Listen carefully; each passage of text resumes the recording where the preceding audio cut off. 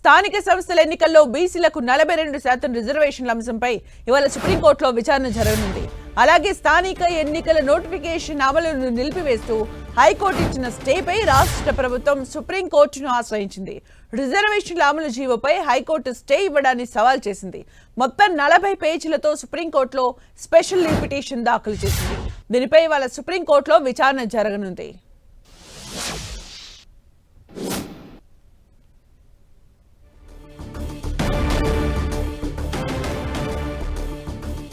స్థానిక ఎన్నికల నిర్వహణకు అనుమతించాలని రాష్ట్ర ప్రభుత్వం సుప్రీంకోర్టులో పిటిషన్ దాఖలు చేసింది. దీనికి సంబంధించి వాళ్ళ విచారణ జరగనుంది, వాదనలు వినిపించనుంది. తెలంగాణ సర్కార్ తెలంగాణ స్పెషల్ లీవ్ పిటిషన్ ను విచారించనుంది సుప్రీంకోర్టు.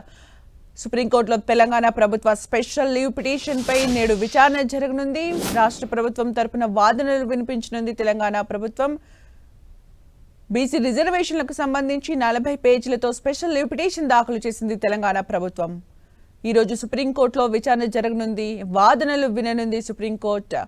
40 పేజీలతో స్పెషల్ లీవ్ పిటిషన్ దాఖలు చేసింది తెలంగాణ ప్రభుత్వం.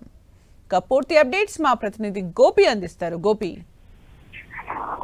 42% రిజర్వేషన్ల పైన తెలంగాణ హైకోర్టు ఏదైతే జీవో నెంబర్ 9 పైన ఇచ్చిన స్టేను వెకెట్ చేయాలంటూ కూడా సుప్రీంకోర్టులో తెలంగాణ ప్రభుత్వం పిటిషన్ దాఖలు చేయడం జరిగింది. దాన్ని ఈ రోజు సుప్రీంకోర్టు ధర్మాసనం విచారణ చేయనుంది. అయితే ప్రధానంగా 42% రిజర్వేషన్ ని తెలంగాణ ప్రభుత్వం ఏ విధంగా అమలు చేయాలనుకుంటుందన్న దానిపైన కూడా ఈ రోజు సుప్రీంకోర్టులో ప్రభుత్వం తరఫున న్యాయవాదులు తమ వాదనలు వినిపించనున్నారు.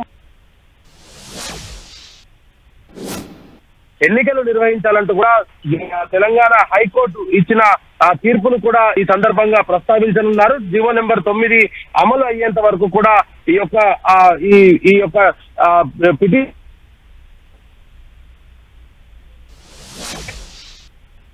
ఈరోజు పిటిషనర్ కోరనున్నారు. అదేవిధంగా ఇటు తెలంగాణలో ఎటువంటి పరిస్థితులు నెలకొన్నాయి, ఏదైతే కులగణనకు సంబంధించిన అంశము ఇతర అంశాలపైన కూడా సుప్రీంకోర్టు దృష్టికి తీసుకువెళ్ళనున్నారు. మరి సుప్రీంకోర్టు ఈ రోజు ఇది సప్లిమెంటరీ లీస్ట్ నెంబర్ 49గా లీస్ట్ అవ్వడం జరిగింది. మరి ఈ రోజు మధ్యాహ్నం వరకు కూడా ఈ యొక్క పిటిషన్ విచారణకు వచ్చే అవకాశం ఉంది అనేది కూడా కొంత సమాచారం అందుతుంది. మరి ఈ రోజు తెలంగాణ ప్రభుత్వం తరఫున న్యాయవాదులు ఎటువంటి వాదన వినిపించబోతున్నారు, సుప్రీంకోర్టు అసలు ఈ కేసులు ఏ విధంగా చూడబోతుంది, ఎందుకంటే ఇప్పటికే జీవో నెంబర్ 9 పైన ఇచ్చిన నేపథ్యంలో మరి అదే శ్రేణి కొనసాగిస్తున్నారా లేదంటే ఇటు దీనిపైన సుప్రీంకోర్టు ఏదైనా నిర్ణయం తీసుకోబోతుంది అనేది కూడా మరి కాసేపట్లో తెలియనుంది. Sumitra, thank you Gopi for the updates.